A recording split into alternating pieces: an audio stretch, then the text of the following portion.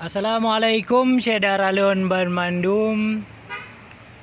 Pada kesempatan kali ini saya akan membagikan tutorial atau cara memahat kusen. Itu tanpa kita pakai pahat, tapi kita akan memakai circular saw. Dan inilah mal yang akan kita pakai.